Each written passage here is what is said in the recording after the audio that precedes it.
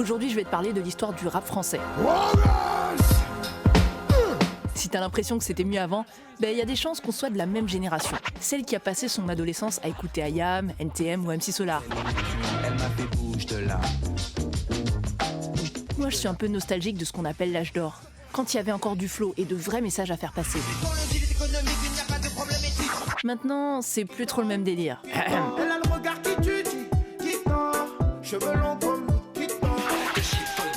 Au tout début, dans les années 80, le hip-hop nous arrive des États-Unis. Une vraie contre-culture, pas de fric, pas de label. Les gens pensaient que c'était juste un phénomène de mode parisien qui allait mourir. Erreur. Dès les années 90, c'est l'explosion. Les majors comprennent qu'il y a de l'argent à se faire. Des disques d'or à l'appel. Bon, c'est peut-être commercial, mais au moins ça parle de banlieue, de la violence. Le zbeul, t'as vu ? Le monde de demain, tant qu'il a pris nous appartient, la puissance est dans nos mains, alors écoute ce refrain. En 96, le gouvernement met en place un quota de 40% de chansons francophones à la radio. Skyrock, il décide de tout miser sur le rap. Skyrap, quoi. À cette époque, les rappeurs sont toujours aussi engagés. Le mec a du sang-froid, que tu sens froid, qui est distant. Dès les années 2000, c'est un peu le début de la fin. La crise du téléchargement, les ventes de disques s'effondrent.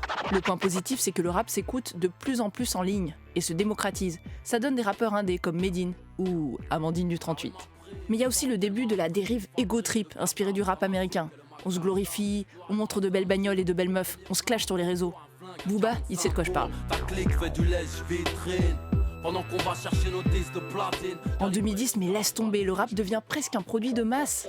C'est comme la lessive, il y en a 20 000 variétés. Puis bonjour l'autotune et l'instru minimaliste. PNL, ils te racontent leurs vacances au calme. L'idée c'est que les jeunes, ils sont trop blasés pour qu'on leur parle des problèmes de ce monde. Et la stratégie de PNL est simple, se faire des millions de vues sur YouTube avec des clips de fous. C'est pas pour rien qu'ils sont le premier groupe de rap français à être invité à Coachella. Je m'en bats les couilles, je suis fire. Mais t'inquiète, pour le rap underground, il a pas disparu. Il est juste moins médiatisé. Ceci n'est pas un texte, c'est une expiration. Bon, j'ai bien fait ma rageuse, mais le rap, ça reste quand même la musique la plus écoutée en streaming. Puis, si t'es comme moi et que tu te sens trop dépassé, tu te feras un revival IAM pour les 20 ans de l'école du micro d'argent.